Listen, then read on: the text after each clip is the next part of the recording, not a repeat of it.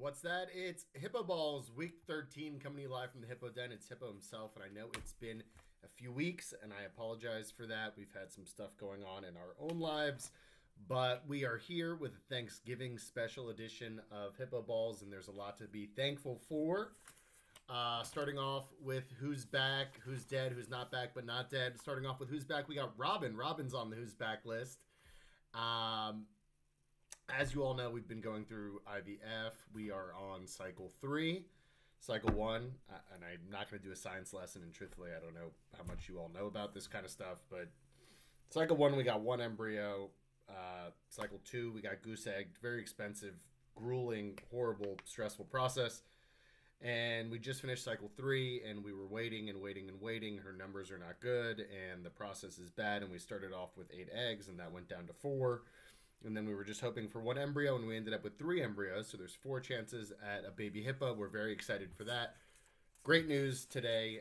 That's why Hippo Balls is a little late. So Robin is back. Games are on right now. Sorry for the delay, but great news in the Hippo home. Hopefully, Baby Hippo coming to you live 2025. Next up on Who's Back, we have Inside the NBA. Inside the NBA is back. Chuck, Ernie, Kenny, and Shaq moving to ESPN and ABC next season. TNT will still produce. And in this weird trade lawsuit they had going, TNT got 13 Big 12 football games and 15 men's basketball games next season, as well as 2 college football playoffs.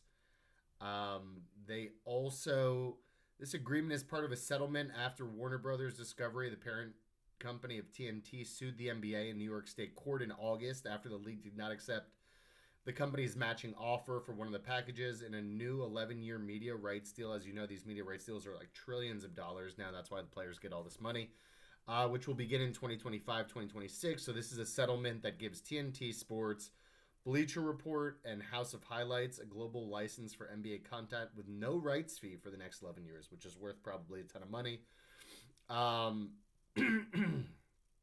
Inside the NBA started in 1989, so we're all excited for that. Everybody loves Inside the NBA, so we will continue to get that.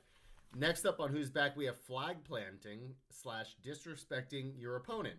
And I don't know how much college football you watched yesterday. I was at the UF FSU game, which was not much of a game, but still a good time late last night. But 4 games, including that one, ended with a team trying to slam a flag into the logo of the other team's field, resulting in brawls, especially in Michigan, Ohio State. We had number 2 Ohio State versus Michigan. Michigan pulls off the upset 13-10. Horrific performance by Ohio State. But Michigan, of course, stormed the field, tried to stab the Michigan flag into the Ohio State field. Huge brawl breaks out. People get pepper sprayed. Ryan Day, a huge fraud. Last 4 years has not beaten Michigan. NC State won 35-30 against UNC. Another flag brawl. Arizona State put a pitchfork into the field, and that caused a scene. And then finally, Florida FSU. Florida tried to stick the flag, or they did stick the flag into the FSU field. Norvell took the flag and threw it down, and then he wouldn't shake, Napier's hand. So disrespecting your opponent is back, which I don't love that. I guess, talk your shit, but still, I think it's a little not great to slam the flag in.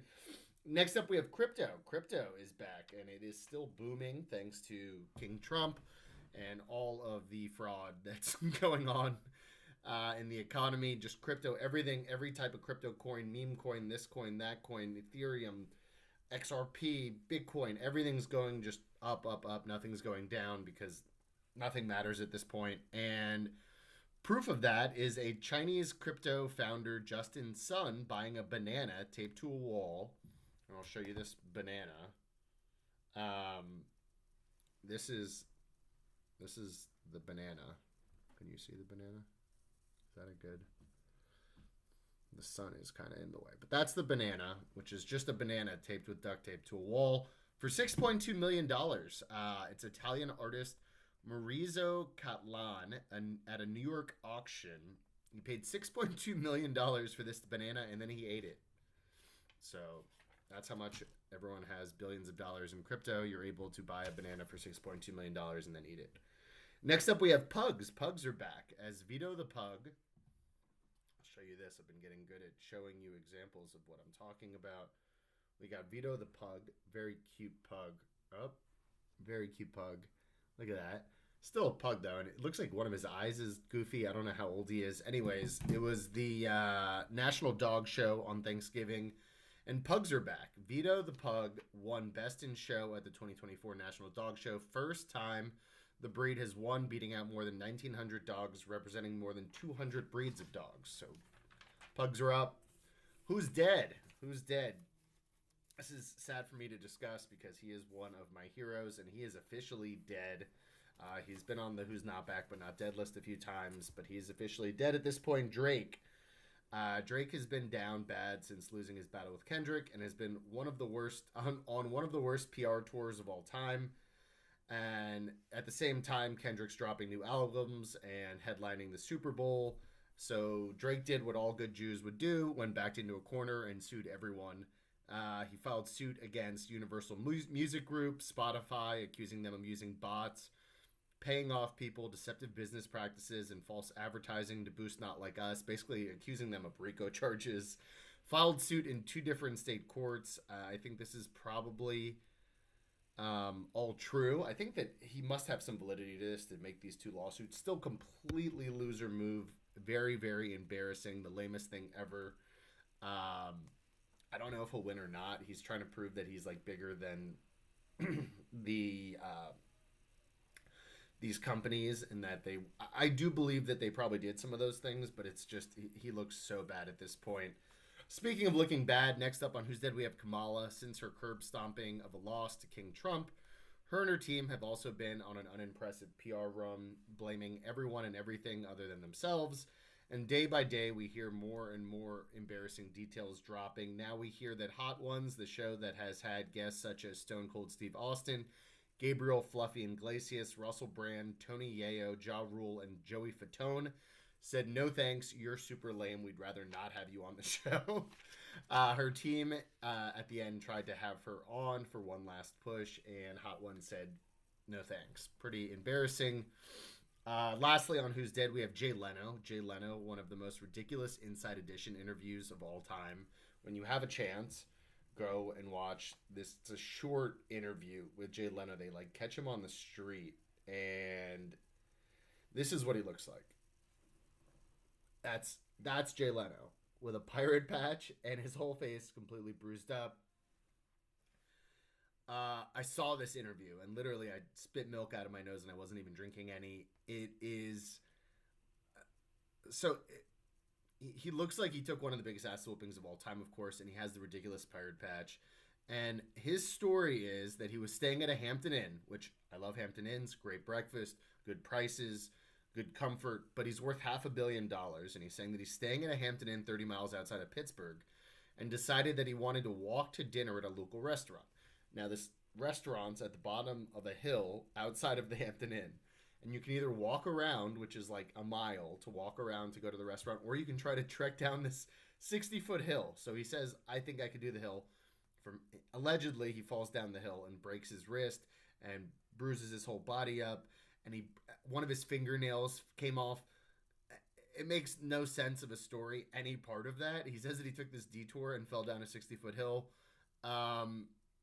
Clearly, he owes money to like the Russian mafia, and they beat the shit out of him. He also, years ago, got into like a car fire. Like, he owns a bunch of cars, and he got like locked in one of his cars and it exploded. Clearly, he has a horrible gambling habit. Pretty funny story because he's not dead, of Jay Leno.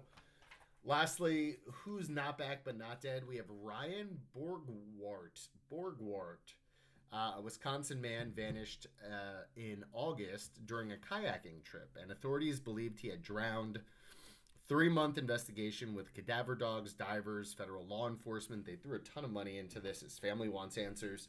Turns out he had staged his death and had been living in Eastern Europe to get away from his family and start a new life. They examined his laptop, and it revealed that the father of 3 had transferred funds to a foreign bank, taken photos of his passport, changed his email, been communicating with a woman in Uzbekistan, and taken out a $375K life insurance policy. They do have him. They have not charged him yet. And he's still in Eastern Europe, so they're like negotiating him eventually being charged with that. You can't do that. He said that he took out the life insurance policy to take care of his family. How nice of you to do. Uh, he's not back, but not dead for sure. Thanksgiving. This is a Thanksgiving Day extravaganza, and I got a bunch of light coming into the room. Let's see if I can fix this. That's a little better. Okay, Thanksgiving. And of course, like I said, we have a lot to be thankful for. Great IVF news today. But on the topic of Thanksgiving, I want to highlight another woman because I always use my platform to raise women up. And I'm going to highlight Sarah Josepha Hale. Sarah Hale. Born October 24th, 1788.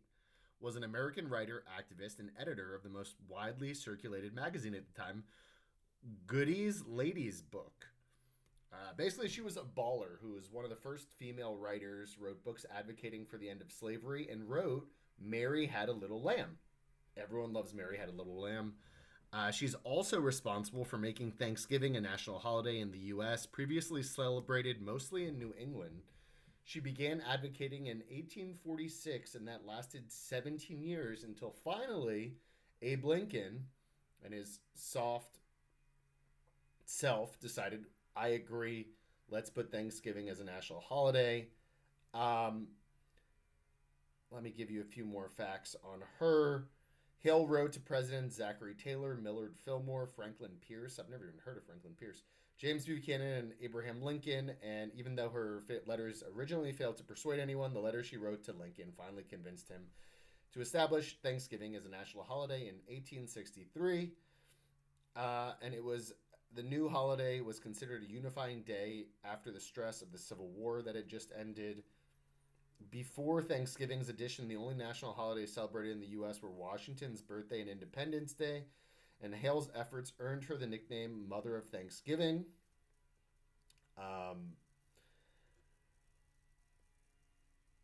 Hale was key in bringing together and popularizing the Thanksgiving holiday with the menu featuring turkey and stuffing. She also had pickles, cakes, and preserves, and to drink ginger beer, currant wine, and cider. Some of that stuff has clearly been canceled out over the years. But thank you for Thanksgiving, Sarah Josepha Hale. Show of the week. I'm watching Bad Monkey on Apple. Bad Monkey on Apple with Vince Vaughn. I think it's based off a book. It's kind of comedy, kind of crime mystery, kind of drama. Good show so far. They find a hand, and they don't know if this guy's dead or not, and then a ton of hijinks and crime and other stuff happens. Good show. Bets of the week. We have games going on right now, so I'll give you the 4 p.m. slate. What do I have here? I don't really like any of these games.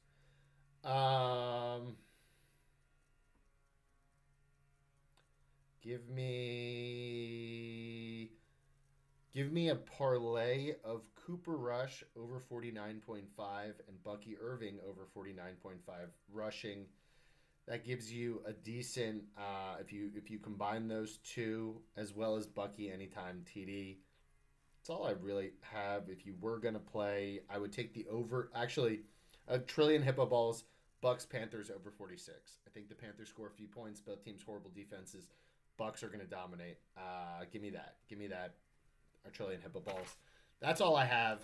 Have a day. Happy Thanksgiving. Sorry for being absent. I will continue to give you more hippo balls coming soon. Love you all. Have a great Sunday.